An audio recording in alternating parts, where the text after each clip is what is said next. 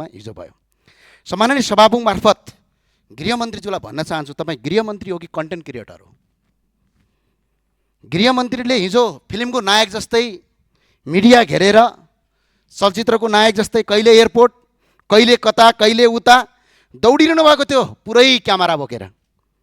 यदि साँच्चै उपचार गर्ने उद्देश्य यदि थियो भने आज गणेश नेपालीको मृत्यु हुँदैन थियो। सम्माननीय सभामुख महोदय, आज उनको जीवन बाँच्ने थियो। हामीलाई क्यामेरामा गृहमन्त्री कहाँ हिँड्यो, आज गृहमन्त्रीले युट्युबहरू कति चलायो, आज युट्युबमा कन्टेन्ट कति क्रिएटर गर्यो, त्यो महत्त्वपूर्ण कुरा होइन। महत्त्वपूर्ण कुरा गृहमन्त्रीको आदेशबाट जनताको जीवन बाँच्यो कि बाँचेन भन्ने कुरा हो। आज सुविधा सम्पन्न अस्पतालमा बेलैमा उपचार गरिदिएको भए, एयर एम्बुलेन्सहरू पुर्याइदिएको भए, त्यो एयरपोर्टमा दौडिनेको सट्टा एउटा प्लेन मात्र एयरपोर्टमा पठाएर दिल्ली जान कति लाग्छ? 2 घण्टा। सम्माननीय सभामुख महोदय, आज ऊ मान्छे गणेश नेपालीको जीवन बाँच्थ्यो। तर के भयो? कन्टेन्ट क्रिएटर लाइक भ्युज पाउनका लागि गरिने गतिविधिले त्यो एकछिन त मान्छेले वाह वाह भन्ला, तर गन्तव्यमा यसले घाटा नै गर्छ। सम्माननीय सभामुख महोदय, त्यही भएर सम्माननीय सभामुख मार्फत गृहमन्त्रीलाई जिम्मेवारी बन्न, कन्टेन्ट क्रिएटर नबनी देशको वास्तविक गृहमन्त्री बन्न म अनुरोध गर्न चाहन्छु। र गृहमन्त्री र मन्त्रीज्यूहरूलाई सडकमा चटक देखाउने होइन, काम गर्नका लागि आदेश दिने हो। आदेशको पालना भयो कि भनेर त्यसको कार्यान्वयन गर्ने हो। हिजो सडकमा प्रदर्शन गर्नुभन्दा गणेश नेपाललाई राति नै हेलिकप्टर मार्फत उद्धार गरी नेपाल वायुसेना निगमको जहाजबाट एम्बुलेन्सबाट दिल्ली पुर्याइदिएको भए यो अवस्था हुँदैन थियो। सम्माननीय सभामुख महोदय, म आज याद दिलाउन चाहन्छु सम्माननीय सभामुख महोदय, प्रतिनिधि सभाको संसदको गेट अगाडि इलामका प्रेम प्रसाद आचार्यले आत्मदाह गर्नुभएको थियो भने आज ठ्याक्कै 1-2 वर्ष 2-3 वर्ष नपुग्दै आज मुहुका गणेश नेपालीले मट्टीतेल छर्किएर आज आत्मदाह गर्नु पर्यो। उनीहरूको पीडा एउटै थियो कि यो देशमा गरेर खान पाऊँ, बसेर गर्न पाऊँ, गरी खान पाऊँ भन्ने हो। सम्माननीय सभामुख महोदय, तर सरकार फेरियो, कुर्सी फेरिए, तर जनताको पीडा फेरिएन। सम्माननीय सभामुख महोदय, कुर्सी फेरिनु, सरकार फेरिनु महत्त्वपूर्ण कुरा रहेनछ।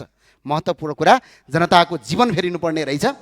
सरकारले पछिल्लो पटक जनताको जीवन सहज बनाउने भने झन् कठिन बनाउने नीति बनायो। सम्माननीय सभामुख महोदय, सरकारको नारा चाहिँ अत्यन्त राम्रो छ, गरिबको चमेली बोल दिने कोही छैन, बोल्न दे सरकार, बोल्न दे सरकार, मनको कुरा खोल्न दे सरकार।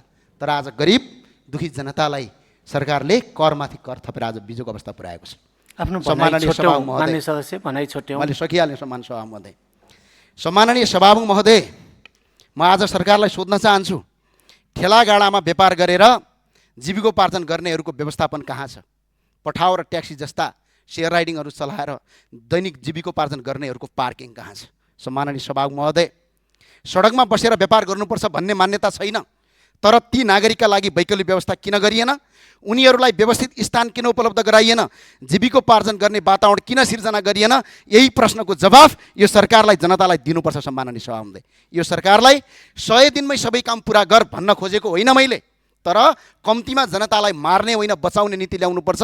दुर्भाग्यवश सरकारले जनताले पाउँदै आएको गरिब दुखीले इन्सुरेन्स बिमासम्म कटौती गर्यो 100 दिनमा। सम्माननीय सभामुख महोदय, त्यही भएर सम्माननीय सभामुख महोदय, सरकारलाई सबै 100 दिनमा गर्न आऊ भन्न आएको होइन, तर हिजो स्थानीय सरकारको प्रमुख हुँदा काठमाडौँमा गरिबलाई बाँच्न गाह्रो भयो। आज त्यसको परिणाम हामीले भोगिरहेका छौँ। सम्माननीय सभामुख महोदय, त्यो भएर सरकारलाई विनम्रता गर्न चाहन्छु, हिजोको सरकारले जनताको कुरा सुनेन, जनताको कुरा बुझेन भनेर जनताले मत परिवर्तन गरेका हुन्, तर जनताको कुरा सुने जस्तो गर्नुहुन्छ, देखे जस्तो गर्नुहुन्छ, युट्युबमा भिडियो आउँछ, टेलिभिजनमा इन्टरभ्यू आउँछ, तर कन्टेन्ट बनाइन्छ, लाइक कमाइन्छ, भ्युज कमाइन्छ, तर जनताको जीवन बचाइँदैन।